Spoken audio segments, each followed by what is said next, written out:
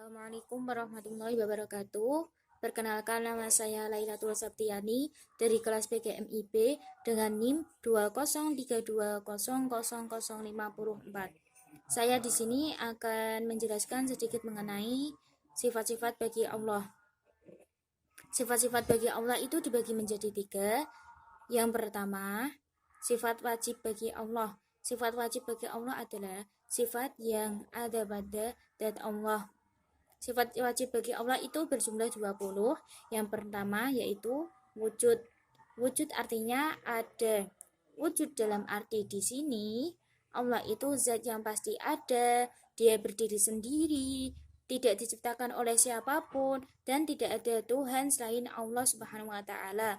Bukti bahwa Allah itu ada adalah Allah telah menciptakan seluruh alam semesta beserta isinya di muka bumi.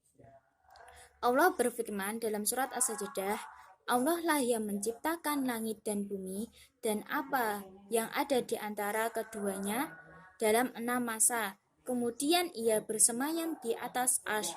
Tidak ada bagi kamu yang selain darinya seorang penolong pun dan tidak pula seorang pemberi syafaat. Maka kamu tidak memperhatikan. Quran surat As-Sajdah ayat 4. Yang kedua adalah Qidam. Qidam artinya dahulu. Allah adalah sang pencipta yang menciptakan alam semesta beserta isinya. Sebagaimana sebagai pencipta, Allah ada lebih dahulu dari segala sesuatu yang diciptakannya. Oleh karena itu, tidak ada pendahulu atau yang mengawali selain Allah Subhanahu wa taala. Sebagaimana dijelaskan dalam Al-Qur'an, Dialah yang awal dan yang akhir, yang zahir dan yang batin, dan Dia Maha mengetahui segala sesuatu. Quran surat Al-Hadid ayat 3. Sifat wajib Allah yang selanjutnya adalah baqo, yang artinya kekal. Allah itu maha kekal, tidak akan punah dan binasa atau mati. Tidak ada akhir bagi Allah Subhanahu wa taala. Sebagaimana disampaikan dalam firman Allah sebagai berikut, tiap-tiap sesuatu pasti binasa kecuali Allah. Baginya lah segala penentuan dan hanya kepadanya kamu dikembalikan. Quran surat Al-Qasas ayat 44. Yang keempat yaitu mukhalafatul hawadisi, artinya berbeda dengan makhluk ciptaannya. Karena Allah Subhanahu wa taala adalah yang pencipta, maka Allah sudah pasti berbeda dengan makhluk ciptaannya. Tidak ada satupun yang mampu sebanding dengannya, mampu menyerupai keagungannya. Sebagaimana dijelaskan dalam Al-Qur'an, dan tidak ada seorang pun yang setara dengan Dia. Quran surat Al-Ikhlas ayat 4. Yang kelima adalah qiyamuhu binafsihi, artinya berdiri sendiri. Allah Subhanahu wa taala berdiri sendiri, tidak bergantung oleh siapapun dan tidak membutuhkan bantuan siapapun. Dalam Al-Qur'an dijelaskan, sesungguhnya Allah benar-benar maha kaya, tidak memerlukan sesuatu dari alam semesta. Quran surat Al-Ankabut ayat 6. Yang keenam yaitu wahdaniyah, artinya esa atau tunggal. Dialah satu-satunya Tuhan yang pencipta alam. Sifat wajib bagi Allah selanjutnya adalah wahdaniyah, artinya tunggal atau esa. Allah Maha Esa atau tunggal. Arti esa atau tunggal di sini adalah bahwa Allah satu-satunya Tuhan pencipta alam semesta. Sebagaimana dijelaskan dalam Al-Qur'an, seandainya di langit dan di bumi ada Tuhan-Tuhan selain Allah, tentulah keduanya itu akan binasa. Quran surat Al-Anbiya ayat 22.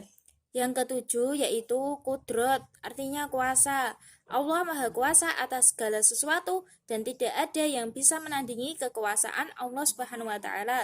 Sebagaimana dijelaskan dalam Al-Qur'an, sesungguhnya Allah berkuasa atas segala sesuatu. Quran surat Al-Baqarah ayat 20. Yang kedelapan yaitu iradat, artinya berkehendak. Allah berkehendak atas segala sesuatu, oleh karena itu kejadian apapun itu terjadi atas kehendak Allah Subhanahu wa taala. Bila Allah Subhanahu wa taala berkehendak, maka jadilah dan tidak ada seorang pun yang bisa mencegahnya. Dalam firman-Nya dijelaskan, mereka kekal di dalamnya selama ada langit dan bumi, kecuali jika Tuhanmu menghendaki yang lain. Sesungguhnya Tuhanmu maha pelaksana terhadap apa yang dikehendaki. Quran Surat Hud ayat 107. Yang ke-9 yaitu ilmun, artinya mengetahui. Allah Subhanahu wa taala mengetahui atas segala sesuatu, baik yang tampak maupun yang tidak tampak. Dijelaskan dalam firman-Nya, dan sesungguhnya kami telah menciptakan manusia dan mengetahui apa yang dibisikkan oleh hatinya, dan kami lebih dekat kepadanya daripada urat lehernya.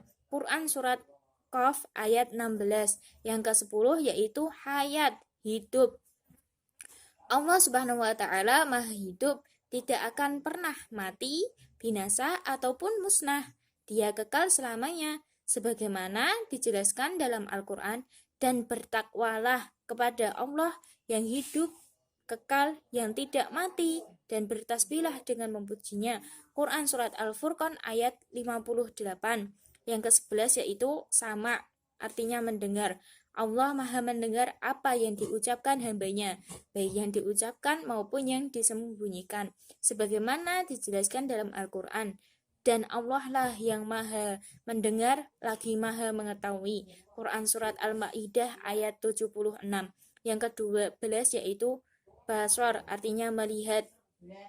Allah maha melihat segala sesuatu. Semua yang ada di bumi ini tidak luput dari penglihatan Allah Subhanahu wa taala. Penglihatan Allah tidak ada batasannya. Telah dijelaskan dalam firman-Nya, dan Allah melihat atas apa yang kamu kerjakan. Quran Surat Al-Hujurat ayat 18. Yang ke-13 yaitu kalam, artinya berfirman. Allah berfirman melalui kitab-kitab yang diturunkan melalui perantara para nabi, sebagaimana dijelaskan dalam Al-Quran. Dan tatkala Musa datang untuk munajat dengan kami pada waktu yang telah kami tentukan, dan Tuhan telah berfirman langsung kepadanya. Quran Surat Al-A'raf ayat 143. Yang ke-14 yaitu qadiran, artinya berkuasa. Allah maha kuasa atas segala sesuatu yang ada di alam semesta. Ayat yang menjelaskan dalam Al-Quran, hampir kilat itu menyambar penglihatan mereka. Setiap kali sinar itu menyinari mereka, mereka berjalan di bawah sinar itu, dan bila gelap menimpa mereka, mereka berhenti. Jika Allah menghendaki, niscaya Dia melenyapkan pendengaran dan penglihatan mereka. Sesungguhnya Allah berkuasa atas segala sesuatu. Quran Surat Al-Baqarah ayat 20. Yang ke-15 yaitu muridan, artinya maha berkehendak. Allah maha berkehendak atas segala sesuatu. Apabila Allah sudah menakdirkan suatu perkara, maka tidak ada yang dapat menolak kehendaknya. Sebagaimana dijelaskan dalam Al-Quran, mereka kekal di dalamnya selama ada langit dan bumi, kecuali jika Tuhanmu menghendaki yang lain. Sesungguhnya Tuhanmu maha pelaksana terhadap apa yang Dia kehendaki. Quran Surat Hud ayat 107. Yang ke-16 yaitu aliman, artinya maha mengetahui. Allah maha mengetahui atas segala sesuatu sebagaimana dijelaskan dalam Al-Quran. Dan Allah maha mengetahui sesuatu. Quran Surat An-Nisa ayat 176. Yang ke-17 yaitu hayan, hidup. Allah maha hidup, Dia selalu mengawasi. Dia selalu. Yang ke-17 yaitu hayan. Allah maha hidup, Dia selalu mengawasi hamba-hambanya dan tidak pernah tidur. Telah dijelaskan dalam firman-Nya, dan bertakwalah kepada Allah yang hidup, yang tidak mati, dan bertasbihlah dengan memujinya. Dan cukuplah Dia maha mengetahui dosa hamba-hambanya. Quran Surat Al-Furqan ayat 58. Yang ke-18 yaitu sami'an. Allah memiliki sifat sami'an yang berarti mendengar. Allah itu maha pendengar, tidak ada yang terlewatkan bagi Allah dan tidak ada pula yang melampaui pendengarannya. Yang ke-19 yaitu basyiron. Basyiron juga memiliki arti melihat. Allah selalu melihat dan mengawasi hamba-hambanya. Oleh karena itu, sudah semestinya kita selalu berbuat kebaikan. Yang ke-20 atau yang terakhir yaitu mutakaliman. Mutakaliman juga berarti berfirman. Allah berfirman lewat kitab-kitab suci yang diturunkan lewat para nabi. Sifat wajib Allah itu ada 20 dan terbagi menjadi 4 bagian. Yang pertama yaitu sifat nafsiyah. Sifat nafsiyah yaitu sifat yang berhubungan dengan zat Allah. Sifat nafsiyah ini ada satu yaitu wujud yang artinya ada. Yang kedua yaitu sifat salbiyah. Sifat salbiyah adalah sifat yang meniadakan adanya sifat sebaliknya, yaitu sifat-sifat yang tidak sesuai atau sifat yang tidak layak dengan kesempurnaan zatnya. Sifat salbiyah ini ada 5, yaitu qidam, baqo, mukhalafatul hawadisi, qiyamuhu binafsi, dan wahdaniyah. Yang ketiga yaitu sifat ma'ani. Sifat ma'ani yaitu sifat-sifat abstrak yang wajib ada pada Allah. Yang termasuk sifat ma'ani ada 7, yaitu kudrat, irodat, ilmu, hayat, sama, basor, dan kalam. Kemudian yang terakhir yaitu sifat ma'nawiyah. Sifat ma'nawiyah adalah sifat kelaziman dari sifat ma'ani. Sifat ma'nawiyah tidak dapat berdiri sendiri, sebab setiap ada sifat ma'ani tentu ada sifat ma'nawiyah. Bila sifat ma'ani telah didefinisikan sebagai sifat yang ada pada sesuatu yang disifati yang otomatis menetapkan suatu hukum padanya, maka sifat ma'nawiyah merupakan hukum tersebut. Artinya, sifat ma'nawiyah merupakan kondisi yang selalu menetapi sifat ma'ani. Contohnya, sifat ilmu, pasti zat yang bersifat dengannya mempunyai kondisi berupa kaunuhu aliman, atau keberadaannya sebagai zat yang berilmu. Dengan demikian itu, sifat ma'nawiyah juga ada 7, sebagaimana sifat ma'ani. Yang kemudian yang kedua yaitu sifat mustahil bagi Allah. Sifat mustahil bagi Allah adalah sifat yang tidak mungkin dimiliki oleh Allah. Itu berjumlah 20. Yang pertama Adam, artinya tidak ada. Yang kedua hudus, artinya baru. Yang ketiga fana, artinya rusak.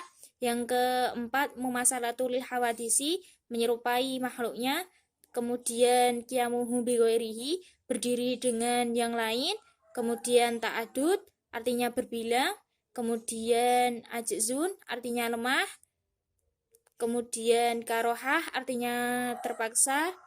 Lalu jahlun, artinya bodoh. Kemudian mengutun, artinya mati. Selanjutnya somamun, artinya tuli. Kemudian umyun, artinya buta. Kemudian bukmun, artinya bisu. Kemudian kaunuhu ajizan, zat yang lemah. Kemudian kaunuhu karihan, zat yang terpaksa. Kemudian kaunuhu jahilan, zat yang bodoh. Kemudian kaunuhu mayitan, zat yang mati. Kemudian kaunuhu asoma, zat yang tuli. Kemudian kaunuhu a'ma, zat yang buta. Kemudian yang terakhir yaitu kaunuhu abkama, zat yang bisu. Yang ketiga adalah sifat jaiz bagi Allah, adalah melakukan hal-hal yang mungkin dan meninggalkannya, seperti dijadikannya manusia itu kaya atau miskin, sehat atau sakit, dan lain sebagainya.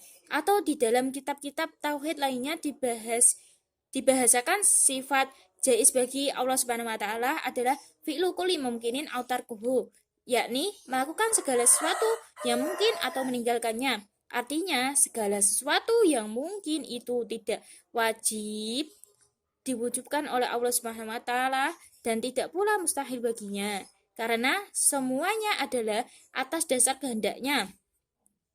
Tidak ada unsur keterpaksaan dari pihak manapun. Misalnya menciptakan manusia bagi Allah Subhanahu wa taala adalah jaiz atau boleh, yakni Allah Subhanahu wa taala tidak wajib menciptakan manusia dan tidak pula mustahil baginya. Begitu pula dengan menjadikan manusia cantik atau tidak, tampan atau tidak, miskin atau kaya, sakit atau sehat, pintar atau tidak, dan lain sebagainya. Semuanya adalah jaiz bagi Allah Subhanahu wa taala.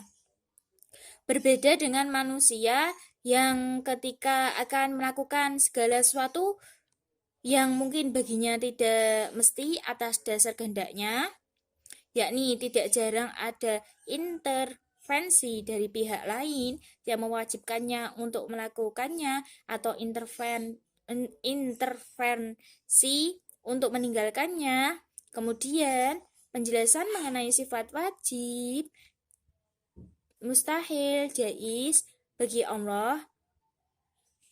Semoga bisa menambah ilmu ketauhidan dan semakin mengenal tentang sifat wajib, mustahil, dan jaiz bagi Allah. Semoga bermanfaat.